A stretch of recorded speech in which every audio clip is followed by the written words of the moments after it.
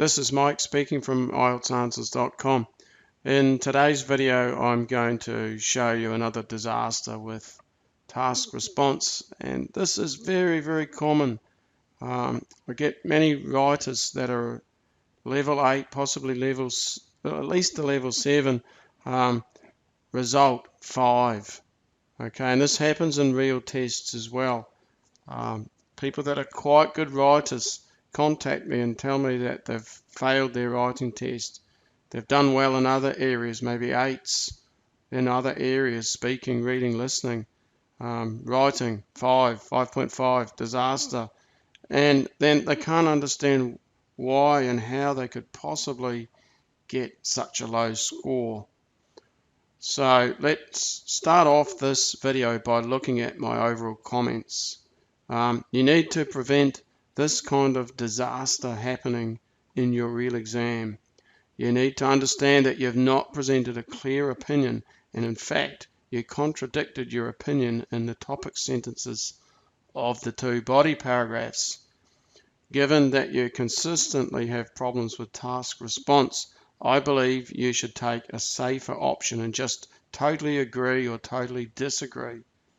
Only select the option of partly agreeing if you cannot think of more than one reason to agree. If you have 2 reasons to agree, then you can just say you totally agree. Okay, so that's I also made a comment about vocabulary, but what I want to do in this video is focus on the task response. Okay, let's have a look at the task instructions, and then we'll have a look at what the student's done wrong and why they have contradicted their opinion. When analysing your task instructions, I always think it's a good idea to think of the task as having 2 parts. I made another video about this, about task analysis, but basically we have the topic here and the question here. So think of it as 2 parts. The question is to what extent it should be, do you agree? To what extent do you agree or disagree with this opinion? Okay, so you're asked whether you agree or disagree, and the extent, which means how much. That could be totally agree, or it could be somewhat agree, or it could be totally disagree, strongly disagree, or somewhat disagree. So the extent means how much. And let's see what you've been asked your opinion on. I've underlined not so much keywords, but what I think are like critical words in the question that need to be paid attention to, which aren't really a problem necessarily for this, but I will cover it just briefly. Okay, so we've got some people think that everyone has the right to have access to university education, and that the government should make it free for all students, no matter what financial background they have. Okay, so that's the topic, and I would think a very high task response would take care of words like everyone. Everyone has the right, so it's not just some people, everyone has the right. A lower level response might not respond to this, but somebody who's an 8 would probably be responding to this word. And again here, all students. So it's about making education free for all students, no matter what financial background they have. So that means really the question's sort of hinting at, should this be free only for students from poor financial backgrounds, and maybe we charge ones from more fortunate backgrounds. There's that sort of aspect to the task, but when analysing this, I'm really just keen to point out that the writer actually just contradicts their opinion. Okay, I will give you a link to this task if you want to look at it in more detail, but let's just have a look at the introduction. I did make the comment that some of these keywords in here could be rephrased a bit more, especially this is a high level writer, so I want this person to get to 8, so the rephrasing's done okay for a 6, probably a 7, but not really for an 8, level 8 writer. So we've got some rephrases we could do. I want to get to the task response though. So essentially this is the person's opinion here. They say that they partly agree. So if the writer partly agrees with this topic, then I would be expecting reasons why they agree, reasons why they disagree, with the reasons why they agree being stronger. Okay, but there is actually a contradiction here, and we'll just look at where this is. So if we look at the topic sentence for paragraph 2, on the one hand, I'm convinced that the state should provide all citizens with free undergraduate education. Convinced, very powerful language. I'm convinced that it should be free. So we've got convinced that it should be free here, and then there is some explanation in there. There's only really one reason for this, and I would like to see two in here, especially this is supposedly the stronger side. So this is dealing with the agreeing. There's a problem when the writer gets to the disagree. So remember that they're convinced that education should be free for all citizens. And then we come down to here, on the other hand, I'm afraid that a policy to provide free university courses is an inadvisable course of action. So we've got a horrible contradiction here. Convinced it should be provided for free, inadvisable course of action. This is not okay. And the paragraph basically goes on to why the government can't afford it, but the cost of it. Okay, if it's an inadvisable course of action, then that means you disagree. It can't be inadvisable and agreeable, right? And then up here, if you're convinced it should be free, well, that means, it sounds to me like totally agree. Okay, so what do I think has gone wrong here?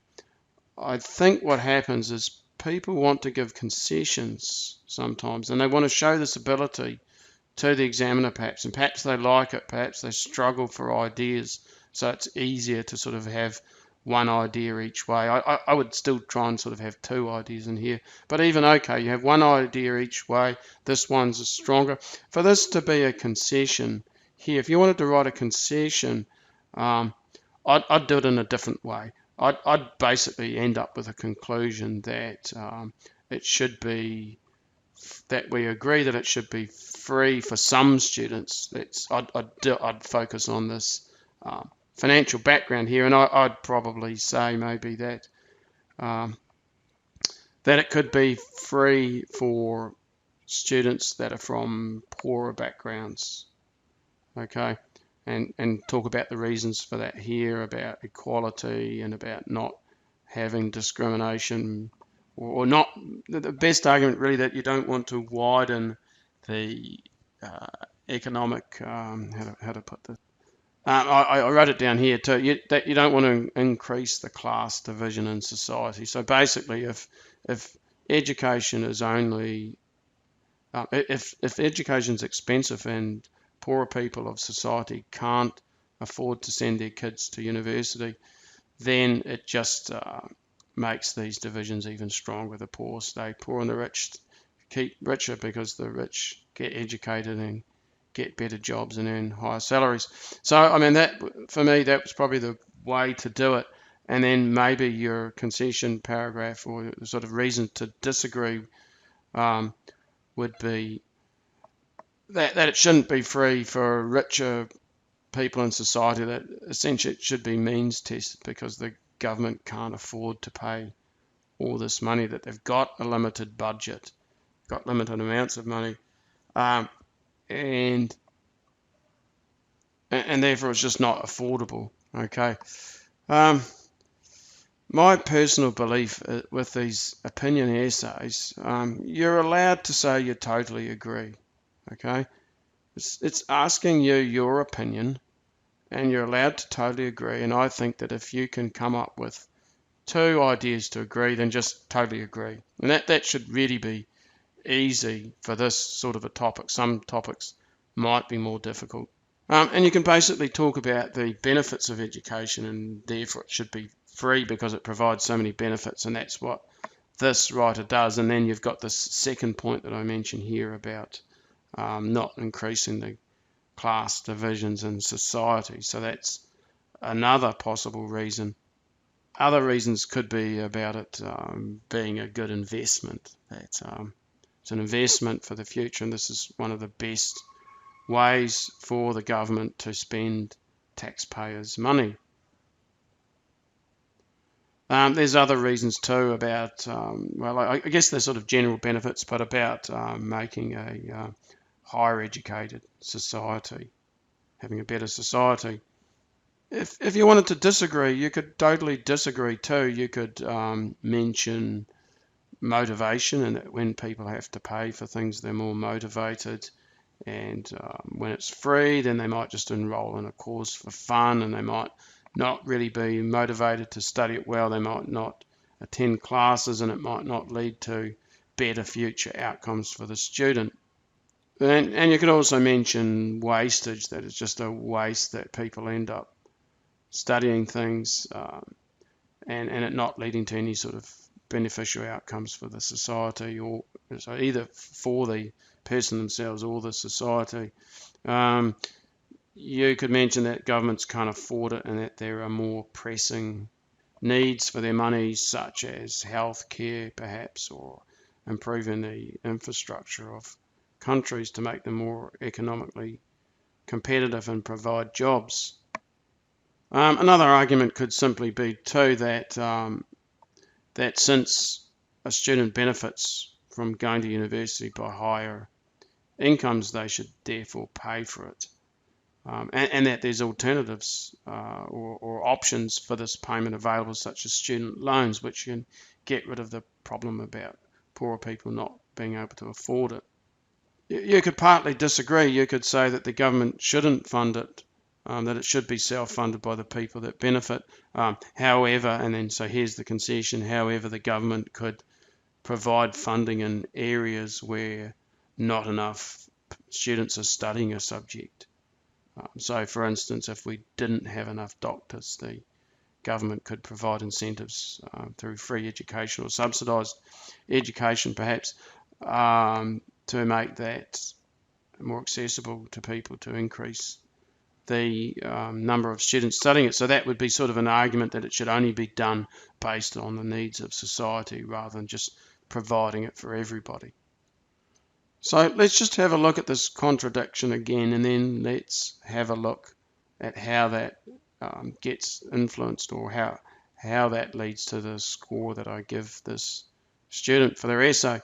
Okay, so we've got the opinion is partly agree, and then it's really the contradiction between these two phrases that I don't like. I'm convinced that the state should provide all citizens with free undergraduate education. It's interesting, undergraduate. It just says university education here. That's actually a problem too, because now the topic has been narrowed down from university education to undergraduate education. What about people studying masters and PhDs? That's not covered. I don't like that. That's an unnecessary risk. Get rid of that. Or just write free undergraduate and postgraduate education, and that would be a valid rephrase. Maybe you want to show this word to the examiner. Okay, so convinced that it should be free, and then an inadvisable course of action. That's just total contradiction. Now we'll come to the grading criteria, and I've got this on my website, IELTSanswers.com, grading criteria under writing, and then grading criteria. So you can access this if you want. I've got a video explaining the grading criteria, but I've also got a link for the official. When I say official grading criteria, this is not exactly the same as the examiner has. This is really the official public grading criteria, but it's very, very similar. So what the examiner does is they start at sort of higher levels and work their way down, or possibly the other way. I'm going to work my way down. So we've got task response up here. I might just enlarge this a bit. We're only going to look at the task response here. Okay, so for a 7, and to get a 7, they'd have to fulfill all of this criteria here. The thing that prevents a 7 is this: presents a clear position throughout the response. No, there's not. Cross here, so it's not a 7. We can look down at 6 about this idea of position. prevents a relevant position, although the conclusions may become unclear or repetitive. Well, there's not a relevant position because of the contradiction. So there's not a relevant position. So we can see already it's not a 6. Getting down to 5, it could possibly be a 5. Expresses a position, but the development is not always clear. So for me, it's still not fulfilling this because there's not a position. There's really 2 positions, and it's not clear. There's no clear position here. So I think it still can't be a 5. A 5 would be that throughout the essay they've maintained that they agree perhaps, but sometimes, and the main ideas are clear, but sometimes the development is not clear. Perhaps the examples don't really illustrate the point that they're trying to make, or perhaps the main idea is introduced but there's no real clear explanation of it. Then that would be suggesting a 5. So if we look at a 4, this starts to be about where we should be. Presents a position, but this is unclear. I think we could have a 4 here. There is a position is made, but it's a little bit unclear. It's unclear why the person partly agrees. Partly agrees would mean that the agree is stronger than the disagree. And then we have to think, is there any sort of clarity about that? Is there any reason to see that that's been done? I think the examiner would be justified in dropping down to a 3 even. Does not express a clear position. I'd be tossing up between this. Your writing gets assessed by one examiner. The examiner's either going to pick this one, does not express a clear position, and they're quite justified in giving this because of the contradiction. And we'll have a look at the conclusion in a minute to see if that clarifies things, because if the conclusion was made everything sort of clear, if that was written so that there was some sort of attempt to explain why the aspect of agreeing is stronger than the aspect of disagreeing, then we could maybe come up here. Okay, that there sort of is a position, but it's not totally clear because of the body of the essay, although it could be clear in the conclusion. So it's either this one or this one, and for me it's going to depend on the conclusion. Okay, if the conclusion's written well enough, maybe up to a 4, but this is still kind of depressing. This is a writer that can get to 8 and should get at least 7. But this is going to cause a failure. Getting so low, even down to a 4 on task response, it's really just not enough. And when you start getting so low on task response, it starts to create problems over for cohesion and coherence. All right, so let's have a look at the conclusion before we make our final judgment. Okay, so we've got, in conclusion, I partly share the opinion that governments should provide all students with free university education, although I understand that there are convincing arguments for offering free undergraduate education to all citizens.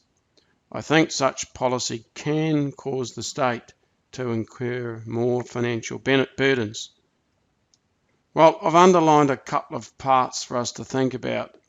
This first part here, although I understand that there are convincing arguments. Okay, you understand that there are convincing arguments. The problem here is, does the writer agree with these arguments? Is it part of their opinion? Or are they referring to what other people might think? Now, don't do that in these essays that ask for your opinion. If the examiner wants to know about other people's opinion, then they'll ask you to discuss both sides and then give your opinion. So this is only asking for your opinion. So this causes me a problem and a little bit of a loss of clarity, and it's an issue that influences cohesion and coherence as well. It's not very coherent. And then the next part is this word can. I think such policy can cause the state to incur more financial burdens. So the problem here is with the can. So it sounds to me a little bit like the case for disagreeing is a bit weaker. So I'd have to think about this a lot, and I think in the end it's almost a coin toss between a 4 and a 3, and given that coin toss and given the fact that the essay's written really well, that it is easy to follow other than these contradictions, I'd probably give it a 4, but 3 is quite justified, and it does fulfill the criteria of a 3. This bit of language here is not quite right too. It should be something such policy can cause the state to have a higher financial burden, might be a better way to put that. My overall advice when you analyze your topic, when you look at the when you analyze the task, when you look at the topic, when you look at the question, okay, you're asked for your opinion, what extent do you agree or disagree? It's safer to just say you totally agree or you totally disagree, especially if you're a person who struggles with task response. If you don't have an issue with task response, you might want to say that you partly agree. The benefits of that is you can put in a concession that often brings out higher level language. Many students, I think more than half, stuff up these concessions. So if you can do one successfully, there is some sort of benefit in doing this. So for people who feel comfortable with task response, who don't have any difficulty with it, it could well be worth having a concession in your essay. Overall, I think it's an unnecessary risk, and I advise most people to just say they totally agree or totally disagree, and then write their essay. You only need really 2 main points, 4 paragraphs. Okay, a reason in each paragraph. Okay, hope you found that video useful. You're welcome to ask me questions. You can make comments on the video. I'm only really interested in comments about task response. I'm not so interested in questions about mistakes with vocabulary and grammar, because that's not the focus of this video. You're also welcome to go to my website and send me email if you have questions.